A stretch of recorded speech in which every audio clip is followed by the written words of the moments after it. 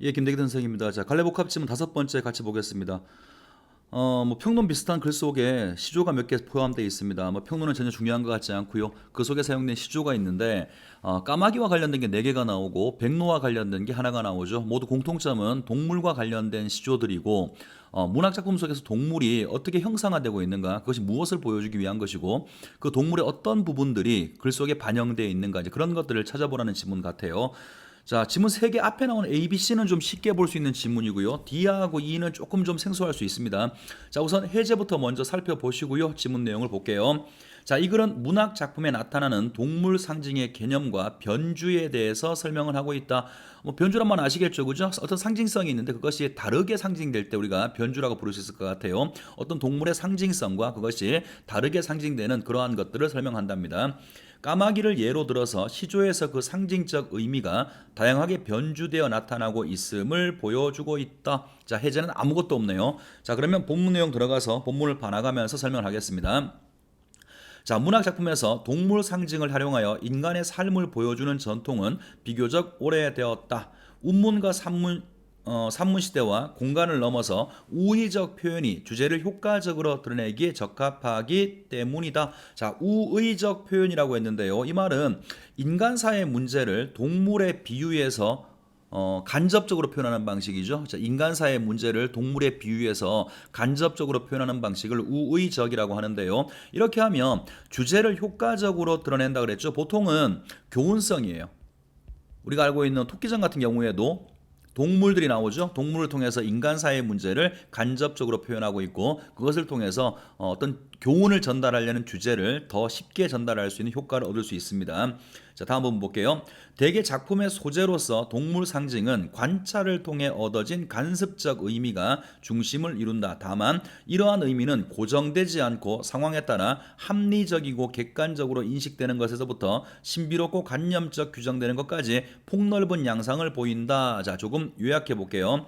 일반적으로 동물 상징이라고 하는 것은 관찰을 통한 간습적 의미가 중심이 되는데 이것이 하나로 고정되어 있는 것이 아니라 경우에 따라서는 객관적으로 인식되는 것부터 시작해서 혹은 관념적으로 규정되는 것까지 매우 많은 다양한 양상으로 변주된다라는 거죠. 그죠? 이게 좀 아무것도 없습니다. 별 얘기가. 자, 그다음에 동물 상징이 주로 익숙한 정보를 통해서 형성되기는 하지만 작품의 주제가 곧바로 등장 소재의 속성을 그대로 반영하지는 않는다. 물론 일부 작품에서는 등장하는 소재의 속성이 반복되거나 변주되어 주제 의식을 드러내는 경우도 있으나 일부 작품에서는 간습적 속성의 허위, 이를 넘어 존재하는 본성을 드러냄으로써 새로운 주제를 보여주기도 한다. 자, 제일 마지막 부분, 요거는요, 뒤에 보시면 뭘 말하냐면, 예를 들어서 백로를 얘기하는 거예요. 자, 백로는 흰색이니까 간섭적으로는 굉장히 깨끗한 놈, 순수한 놈 이렇게 그려지는 거죠. 그렇지만 어떤 시에서는 그것을 뒤집어서 오히려 걔가 가지고 있는 허위의식을 보여주기도 한다는 겁니다. 그러면 지금 첫 번째 읽었던 요 페이지는 읽기는 했습니다만 뭐 중요한 거 아무것도 없는 것 같아요. 그죠?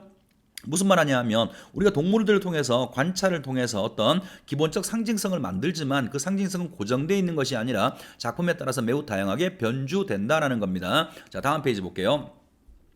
한국 고전 시가에서 까마귀는 비교적 자주 등장하는 동물 상징이다. 까마귀의 상징은, 자, 이거 좀 봅시다. 까마귀를 상징할 때 어떤 기준을 가지냐면 빛깔, 내면, 습성 세 가지. 빛깔, 내면, 습성 등에 따라서 여러 가지 의미로 변주되어 나타난다. 그리고 밑에 보시면 A, B, C 시조가 3개가 나오죠. 그죠? 아마도 A 시조는 빛깔과 관련된 것처럼 보이고요. B는 내면과 관련된 시조고 C는 까마귀의 속성과 관련된 시조가 될 겁니다. 자, 우선 첫 번째 나오는 A 시조부터 먼저 보겠습니다. 쓴 사람이 작자 미상이라고 되어 있는데요. 비슷한 시조가 꽤 많이 있어요. 아주 일부분만 다르고 전체가 거의 똑같은 시조가 있는데 선생님이 알기로는 이게 정몽주 이방원 일파한테 선주교에서 돌아가신 분 있죠, 그죠? 그분이 이방원 일파를 만나러 나갈 때 정몽주의 어머니가 이 시를 썼다라고 알려져 있기도 합니다. 자, 읽어볼게요. 까마귀 싸우는 골짜기에 백로야 가지 마라. 자, 일단 처음부터 색채 대비가 있죠. 까마귀라는 까만 놈, 이놈 어떤 놈이냐 하면 싸우는 놈이라고 되어 있어요. 그 다음에 백로라는 놈은 그러면 거기 가지 말라고 했으니까 백로는 싸우지 않는 놈이겠죠. 그죠? 자, 싸움을 일삼는 까마귀가 있는 고래 백로야 가지 마라. 성난 까마귀가 흰 빛을 새올세라. 새오다라는 말은요, 시세마다 이런 뜻이에요. 샘내다. 시세마다. 자, 백로 네가 가지고 있는 흰 빚을 저놈들이 샘을 낼지도 모른다. 청강에 잊거 씻은 몸, 청강에 깨끗하게 씻은 몸을 더럽힐까 하노라. 그렇다면 결과적으로 이런 얘기죠. 나쁜 무리들, 싸움을 일삼는, 자 그냥 그대로 적어볼게요. 싸움을 일삼는 나쁜 무리들, 나쁜 까마귀를 무리라고 할게요. 무리와 어울리는 것을 경계하는 거죠. 어울리는 것을 경계함. 자, 이게 일단 이 글에서 겉으로 보여지는 주제처럼 보이고요. 뭐 조금 더 들어가서 얘기한다 그러면 이런 뭐 싸우는 놈들, 이 싸우는 골짜기라고 하는 게 조정일 수도 있겠죠, 그죠? 조정이고 싸우는 까마귀 놈들은 당파 싸움을 일삼는 간신배들이라고 볼 수도 있겠죠. 그렇다면 백로라고 하는 것은 청강에서 깨끗하게 몸을 씻고 있고 흰 빗을 가진 존재니까 이 백로는 더럽혀지지 않은 존재, 어떤 깨끗한 선비, 이렇게도 얘기할 수가 있겠죠. 그죠? 그래서 깨끗한 뜻을 가진 선비한테 더럽게 당파 싸움 일삼는 저는 조정에 굳이 들어갈 필요가 없다. 이렇게 얘기할 수도 있을 겁니다. 어쨌든 있는 그대로 본다 그러면 싸움을 일삼는 더러운 무리와 어울리지 말라라고 하는 것을 경계하는 시로 볼 수 있고요. 이 글 속에는 까마귀라는 놈이 부정적으로 그려지고 있죠. 그죠? 왜냐하면 백로는 흰빛인데 까마귀는 직접 나오지 않지만 까만색이니까. 그러면 A는 까마귀라고 하는 어떤 존재에 대한 상징적인 의미가 뭘로 부여됐냐면 빛깔에 따라서 부여된 거죠. 까마귀의 검은 색깔을 부정적으로 보고 있는 겁니다. 자, 밑에 해석 볼게요. 이 작품은 까마귀의 검은색을 부정적으로 인식하는 것에서, 맞죠? 까마귀의 검은색입니다. 이 색을 부정적으로 인식하는 것에서 시작한다. 관습적으로 검은색은 악한 것이며 이에 반해서 하얀색은 선한 것이라는 이분법에서 까마귀의 골은 싸움터이며, 자 골이 싸움터라고 했죠, 그죠? 선생은 이게 조정일 수도 있다라고 말했어요. 까마귀의 골은 싸움터이며 백로의 청강은 순수한 공간, 뭐 자연이 됐던 아니면 학문의 공간이 되었던 싸움이 일어나지 않는 순수한 공간이라고 볼 수 있겠죠. 청강은 순수한 공간임을 드러낸다. 흑백에 정해진 틀 안에서 검은 까마귀는 판단이 불필요한 부정적 상징으로 단정된다. 자, 검은 까마귀는 우리의 쭉 해왔던 고정된 상징성에 따르면 검은 색깔은 볼 것도 없이 판단이 필요 없이 부정적인 존재로 인식된다라는 거죠. 자, 일단 우선 표현상의 특징 한 개는 해놓고 갑시다. 대비적 이분법적 구조 혹은 대비적 구조를 취하고 있죠. 까마귀와 백로, 흰색과 검은색, 싸우는 골짜기와 청강, 이런 식으로 대비적 혹은 이분법적 구조로 시가 쓰여지고 있습니다. 자, 어떤 첫 번째 봤던 A는 동물의 관습적 상징 중에서 빛깔과 관련되어서 나온 시 하나를 본 겁니다. 자, 이제 그 다음 두 번째로 가보겠습니다. 자, B는 까마귀가 검다 하고 백로야 웃지 마라. 자, 까마귀의 검은색, 까마귀의 검은색을 보고 백로가 웃는 거죠. 웃는 것은 비웃음이에요. 비웃음. 자기는 흰색인데 왜 너는 검은색이냐고 비웃는다는 겁니다. 까마귀가 검다고 하고 백로야 웃지 마라. 자, 겉이 검은들 속조차 검을 쏘냐. 자, 그럼 보세요. 까마귀를 비웃는 백로의 모습을 화자가 관찰하고 있는 거죠. 이 시의 화자는 백로나 까마귀가 아니죠, 그죠? 까마귀가 검은 모습을 보고 까마귀의 겉에 검은 모습을 보고 비웃고 있는 백로에 대해서 화자가 뭐라고 말하냐면 겉이 검은들 속조차 검을 쏘냐. 그렇다면 까마귀는, 자, 까마귀라고 하는 놈은 검은색이죠, 그죠? 겉과 속이 일치하는 존재인 거죠.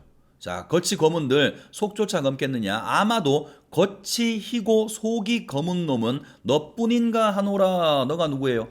너는 백로를 얘기하는 거죠.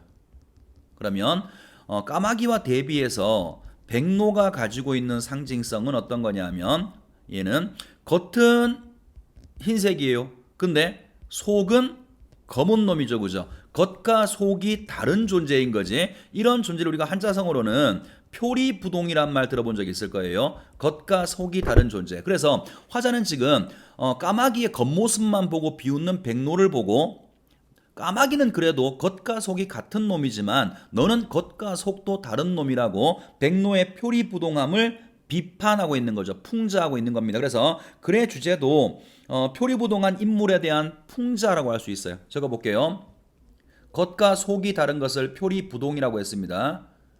표리부동한 백로라는 말 대신에 인물이란 말 써볼게요. 인물에 대한 풍자라고 볼 수 있죠. 그러면 이 글 속에 등장하는 까마귀라는 놈은 부정적인 존재라고 말할 수가 없죠. 그죠? 까마귀는 겉과 속이 같은 놈이고 반면에 백로라는 놈은 겉과 속이 다르고 지 속이 검은 것도 모르고 남을 비웃는 놈이니까 부정적인 존재로 그려지게 됩니다.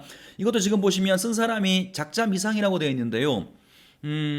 이직이라고 하는 분이 썼다라고 알려진 것도 꽤 많이 있습니다. 그러니까 그분이 그 고려시대의 유신이었는데 조선이 들어오면서 조선의 신하가 됐거든요. 그러니까 나머지 사람들이 너는 고려시대의 신하였는데 조선의 신하가 됐다. 그러니까 너는 까마귀 같은 놈이다.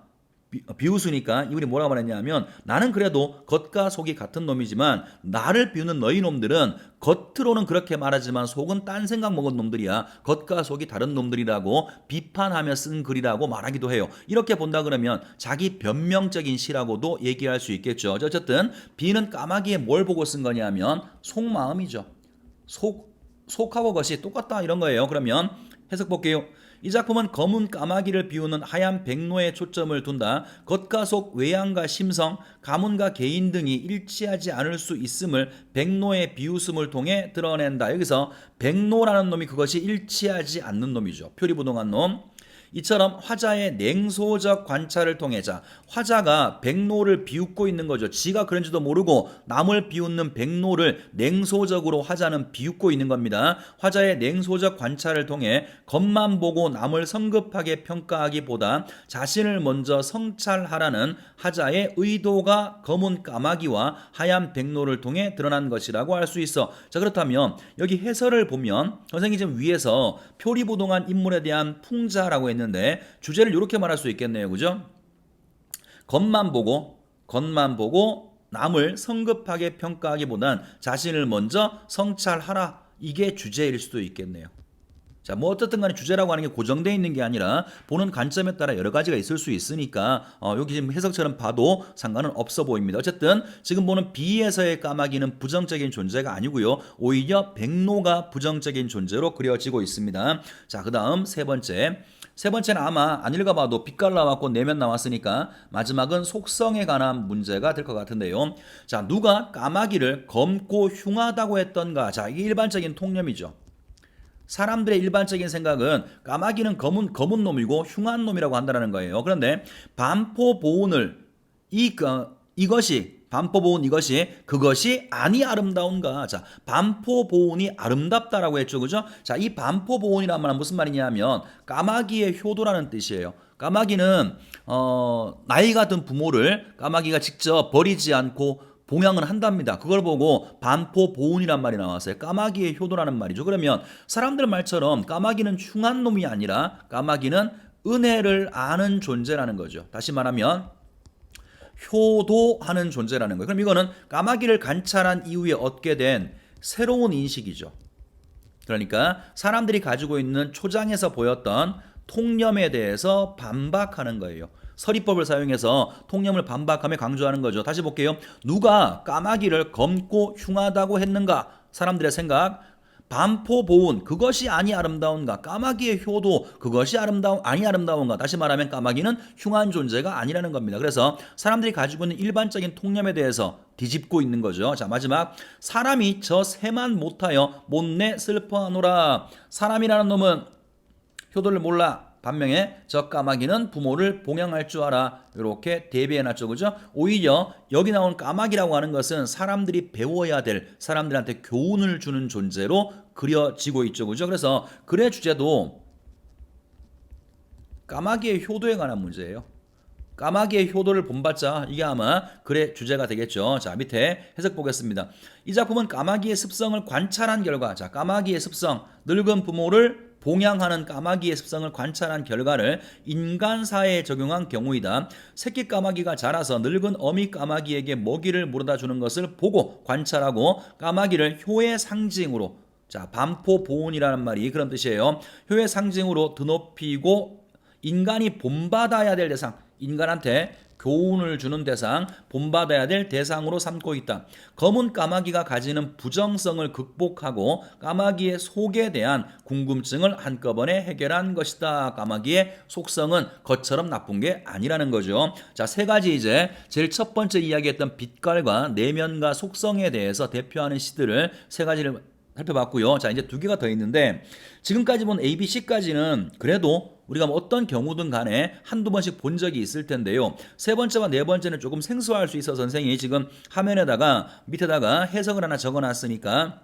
물론 제가 해석해드리고 읽어드리겠습니다만 정리할 필요가 있는 사람들은 밑에 해석을 참고하시면 될 것 같아요. 자, 읽어보겠습니다.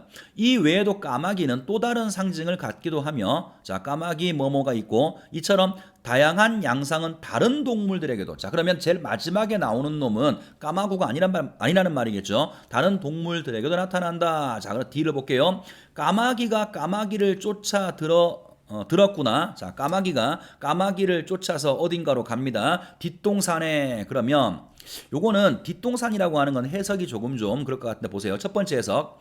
까마귀가 까마귀를 쫓아 들어온 공간일 수 있죠. 그게 하나의 해석이에요. 첫 번째 해석은 까마귀가 까마귀를 쫓아서 뒷동산에 왔어. 이게 하나 가능하고요.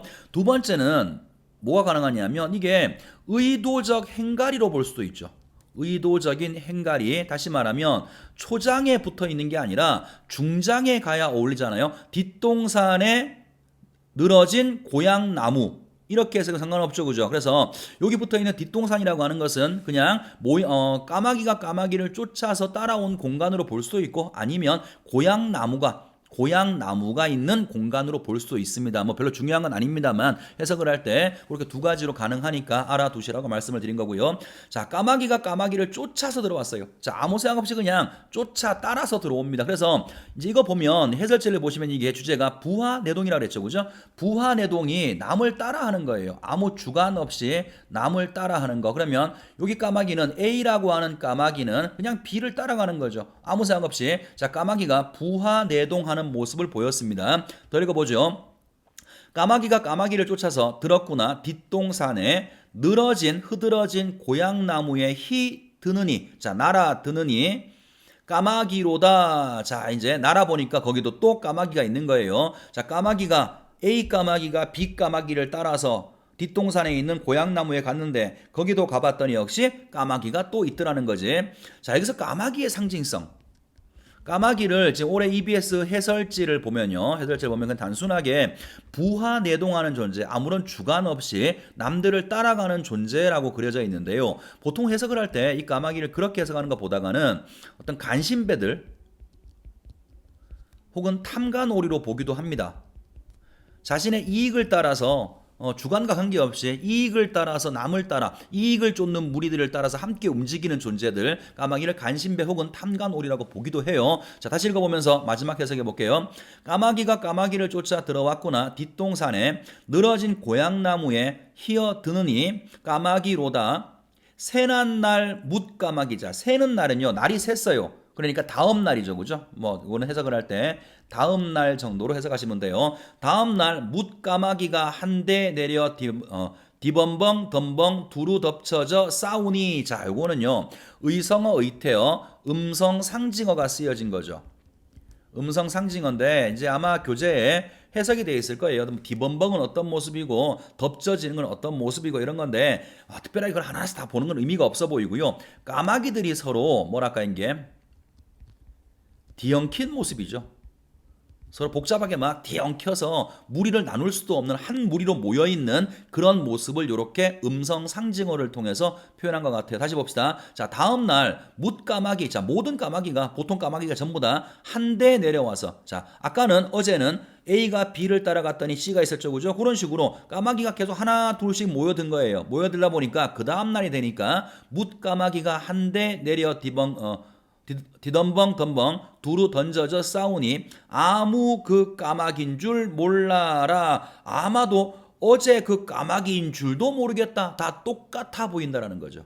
그죠? 까마귀가 하나하나 개성이 있는 게 아니라 다 같이 모여서 그냥 서로 물고 뜯고 지 이익만 추구한단 말이야. 그런 모습을 보니까 저 까마귀가 어제 그 까마귀인지 오늘 새로운 까마귀인지 알 수 없더라는 거죠. 그죠? 그러니까 똑같은 모습이야. 그래서 부하내동에 대한 비판과 풍자다 이렇게 말할 수도 있어요. 그죠? 동시에 이러한 까마귀들을 탐관오리나 간신배라고 본다면 이익을 쫓아 서로 싸우는 탐관오리들에 대한 비판이라고도 볼 수가 있겠죠. 어쨌든 여기에 지금 나와 있는 까마귀는 모두 부정적인 존재, 남을 아무 생각 없이 따라가는 존재, 아니면 작은 이익을 갖다 놓고 서로 싸우는 존재로 그려졌으니까 부정적인 존재로 그려지고 있습니다. 자, 이제 마지막 보겠습니다. 백사장 홍여변에 구벅이는 백노야. 자, 이번에는 백노가 나왔죠. 그죠? 구벅이는 백노들아. 청자지. 일단 대화체네요. 그죠? 백노한테 뭔가 말을 걸고 있어요. 백노를 관찰하는 하자가 백노들한테 말을 거는데 백노들이 어떤 모습을 보이냐 하면 백사장 홍여변. 홍여는요, 붉은 풀이 핀 어떤 그 강변이겠죠. 그죠? 그래서 백사장의 붉은 풀이 핀 주변에 강변에 구벅이난, 꾸벅이는 거예요. 자, 물속에 있는 뭔가 물고기를 잡기 위해서 백로가 머리를 물속에 박았다가 뺐다가 하겠죠. 그죠? 그런 것을 구벅인다, 꾸벅거린다라고 표현한 겁니다. 다시, 백사장 홍여변에 꾸벅거리는 백로들아 구복을 못 메워서 저다지 굽히느냐. 자, 구복은요, 한자 그대로 입과 배예요. 자, 입과 배를 못 메워, 못 채워서, 입가배를 못 채워서 저렇게 굽히느냐. 그렇다면 하자는 지금 백로가 굽히는 이유가 뭐 때문에 사용하냐면 구복 때문에, 입가배를 채우기 위해서. 이걸 다른 말로 하면 하자 입장에서는, 물론 구복이란 말 자체가 항상 그런 건 아닌데요. 이 시에서는 이 구복이 어떤 의미로 쓰였냐면 욕심이에요. 아직도 네 욕심을 다 채우지 못해서 그렇게 구부리고 있느냐라고 묻고 있는 겁니다. 자, 마지막, 일신이 한가할전정 살쪄 무슨 하리요. 한 몸이 한가하기만 하다면 살쪄서 무엇하겠느냐. 그렇다면 한가한 것은 화자가 추구하는 가치예요. 화자의 가치. 욕심 같은 거 필요 없고 내 몸이 한가하게 안 빈낙도 할 수 있으면 충분해. 그런데 너처럼 굳이 살쪄서 못하겠느냐, 살이 찐다라고 하는 건 아까 봤던 구복을 채우려고 하는 것과 같은 거죠. 욕심을 얘기하는 거예요. 그래서 백로의 욕심을 경계하는 것이 이 글의 주제가 되겠죠. 그죠? 그냥 욕심에 대한 경계라고 할게요. 자, 그래서 지금 우리가 5편의 시를 봤는데 이 글이 말하는 것처럼 어떤 거에서는 까마귀가 부정으로 쓰이기도 하고 어떤 것에는 긍정으로 쓰이기도 하고, 그래서 관습적인 어떤 상징으로 쓰이는 경우도 있지만 그것들이 변주되는 경우도 매우 많다. 5편의 시를 통해서 확인을 했습니다. 자, 문제로 가볼게요. 2번 문제가 조금 어려울 수 있을 것 같아요. 한번 봅시다. 자, 1번, A, C를 감상한 것이다. 적절치 않은 것을 골라보라고 했습니다. 자, 1번부터 보죠. A에서 까마귀는 부정적 간섭적 의미 안에 있으며, 왜냐하면 까마귀는 싸우는 놈들이니까, 백로에 대해서는 긍정적 의미, 백로는 청강의 깨끗한 몸을 씻은 놈이죠. 그죠? 1번은 문제가 없습니다. 2번, B에서 백로는 순결의 간섭적 의미를 벗어나고 있으며, 왜 그런 거죠? 순결의 간섭적 의미는 긍정적인 존재인데 얘는 겉과 속이 다른 표리부동한 놈으로 그려지고 있었죠. 그러니까 간섭적 의미에서 변주되어 있다라고 볼 수 있죠. 까마귀에 대해서는 새로운 의미를 부여하고 있어. 왜냐하면 까마귀는 원래 겉이 시커멓다고 부정적인 존재라고 생각했는데 알고 봤더니 겉과 속이 똑같은 긍정적인 존재네. 그래서 새로운 의미를 부여해서 변주한 것이라고 볼 수가 있을 것 같아요. 자, 3번째 갑니다. C에서 까마귀는 관찰을 통한 속성에 기대어 흉하다는 간섭적 의미를 벗어나고 있군. 흉하다라고 하는 간섭적인 의미, 다시 말하면 사람들의 일반적인 통념이죠. 통념을 벗어나서 통념을 부정하고 반포보은이라고 하는 까마귀의 새로운 습성을 부여했습니다. 3번도 문제 없고. 4번, A의 까마귀와 B의 까마귀는 빛깔은 시각적 차원에서 부정적. 그렇죠. 이거 잘 이해하셔야 돼요. 둘 다 검은 색깔이란 말이야. 이거를 검은색이기 때문에 나쁘다 이렇게 말하는 게 아니라 시각적 차원에서는 둘 다 부정적으로 그려지고 있는 거죠. A는 말할 것도 없고요. A는 당연히 그런 거고, B 같은 경우에는 겉이 검은들 속조차 검게네라고 말했죠. 그죠? 그러니까 겉은 뭔가 좀 부정적으로 보이지만 속은 그런 놈이 아니다라는 뜻이잖아. 그래서 A와 B가 적어도 빛깔에 대해서만큼은 부정적으로 의미를 부여한 게 맞겠죠? 자, 그럼 답은 5번이겠네요. 그죠? 자, 5번 답을 한번 확인해 보겠습니다. 5번은 B의 까마귀와 C의 까마귀에 대한 평가는 동일한 기준. 자, 아까 우리가 어떤 기준을 봤냐면 빛깔, 내면, 속성을 봤어요. 그죠? 근데 B에서의 까마귀는 내면을 본 거였죠. 속은 검지 않아. 그 다음에 C에서의 까마귀는 관찰을 통한 속성을 얘기했으니까 동일한 기준이라고 말할 수가 없습니다. 답은 5번으로 보시면 되겠고요. 자, 2번 갑니다. 보기를 바탕으로 D에 대해 설명했다. 적절한 거 좀 어렵습니다. 일단 보기를 잘 보고 푸셔야 돼요. 사설시조는 계열적, 계기적 병렬을 통해 장형화를 형성하며 이것은 화자의 시선 및 태도, 웃음의 유발 등과 관계를 맺기도 한다. 처음부터 잘 이해 못하겠죠. 자, 병렬이라고 하는 것은 의미 지향이 동일한 둘 이상의 통사 형식이 나란히 놓인 것으로, 통사라는 말은 문장이라는 말이에요. 문장 형식이 나란히 놓인 것으로, 계열적 병렬은 자, 그중에서 계열적 병렬이라고 하는 것은 비슷한 수준의 단어 의미 통사 구조가 반복되거나 나열되면서 시적 전개에서 동일한 수준의 통사 구조와 의미를 유지하는 거예요. 자, 그다음에 계기적 병렬. 계기적 병렬은 단어 의미 통사 구조가 반복되거나 나열되면서 연쇄성이나 단계성을 지닌 것을 가리킨다. 이러한 병렬 방식은 웃음의 미학을 완성하는데 기여한다라고 했습니다. 자, 이제 이걸 바탕으로 해서 이제 D를 해석을 해야 돼요. 그러면 잠깐 어려운 거니까 잠깐만 좀 정리를 한 다음에 한번 가보도록 할게요. 자, 병렬에 대해서 지금 두 가지를 말하고 있죠. 계열적 병렬이라고 하는 거, 계열적 병렬과 계기적 병렬을 말하고 있어요. 자, 계열적 병렬은 통사구조 같은 것들이 통사구조, 자, 문장 구조 같은 것들이 병렬적으로 연결된다라고 했고요. 그 다음에 뭐 의미 같은 것들이 병렬적으로 연결된다는 거고, 그 다음에 계기적 병렬 같은 경우에는 뭐라고 되어 있나요? 연쇄성이나 단계성이죠, 그죠? 요걸 판단하는 기준은 뭐냐면 연쇄성, 단계성이에요. 자, 선생님 이 문제 풀기 전에 한마디만 하고 지나갈게요. 여기 지금 나와 있는 이 보기의 내용을 100% 이해하는 고등학생들은 없을 거라고 생각합니다. 이거 설명을 하기 시작하면 하나하나 설명하면 굉장히 오래 걸릴 수 있겠죠. 그죠? 근데 우리 시험장에 들어갔을 때 그 하나하나를 다 이해하며 풀기가 어렵다고요. 그럴 때는 아무리 어려워 보인다고 하더라도 그 개념을 판단할 수 있는 표지들을 하나 마련해 보세요. 선생님이 지금 끄집어낸 게 내가 봤을 때는 이 보기에서 이 문제를 해결하기 위한 표지라고 보는 거거든요. 예를 들어서 계열적이라고 하는 것은 통사구조, 문장 구조가 연결돼야 되고 의미가 연결돼야 돼. 그 다음에 계기적이라고 하는 것은 연세가 뭔지 알죠? 앞에서 끝나는 것이 그 다음 시작할 때 또 이어지는 거죠. 연세나 혹은 단계성이 있으면 돼. 그러면 D를 한번 생각해 보자고. D를 이런 거죠. 까마귀 한 마리가 다른 까마귀를 따라갔어요. 갔더니 또 까마귀가 있네. 나중에 봤더니 여러 까마귀들이 다 모여 있는데 누가 누군지 몰라. 연쇄적이고 단계적이죠. 그렇다면 정확하게 이해가 안 된다고 하더라도 이 문제에서 D에서 말하고 있는 병렬은 계열적 병렬이 아니라 계기적 병렬이라는 사실을 확인해 볼 수가 있죠. 그 다음에 D에서 봤던 그 까마귀들의 모습들은 화자가 비판하고 풍자하는 거였지. 그러면 문제를 한번 풀어봅시다. 자, 1번 확인해 볼게요.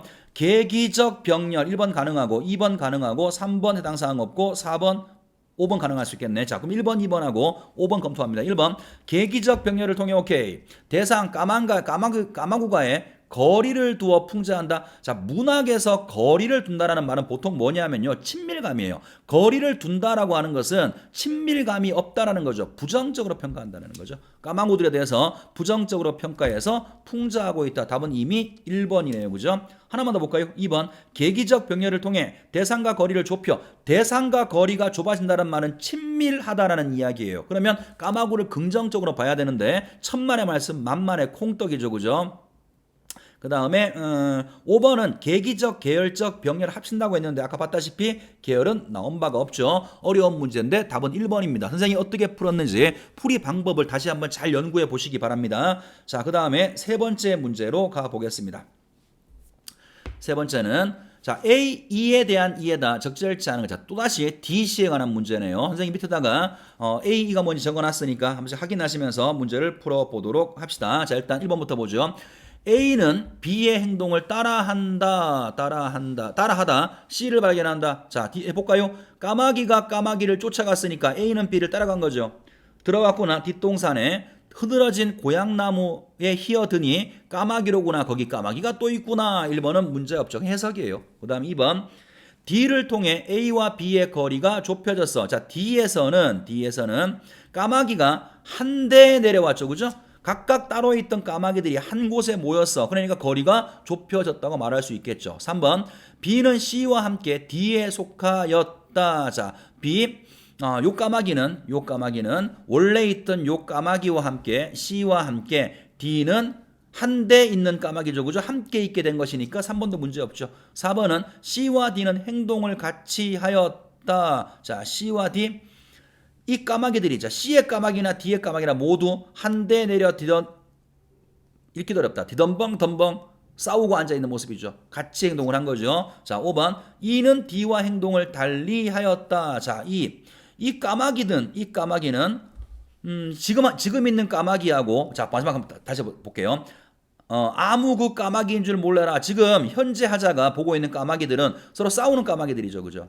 이 까마귀들이 어제 온 까마귀하고 오늘 온 까마귀들이 다 함께 모여 싸우고 있는 것이니까 누가 어제 온 까마귀인지 내가 알 수가 없다라는 말이죠. 다시 말하면 구분이 안 된다라는 말이에요. 행동을 같이 하는 거죠. 그래서 부하내동이란 말을 썼었습니다. 답은 5번으로 보시면 될 것 같아요. 자, 문제가 하나 더 있습니다. 4번 갑니다. 기억에 대한 이해다 가장 적절한 것을 골라봐라. 기억은 마지막에 나왔던 백로 욕심을 탐하는 놈이었죠. 자, 그러면 1번부터 확인하겠습니다. 행위 묘사를 통해, 자, 물속에다가 고개를 꾸벅거리는 행위 묘사를 통해 욕망하는 존재를 상징한다. 욕심내는 존재, 욕망하는 존재인 거죠. 답은 이미 1번이네요.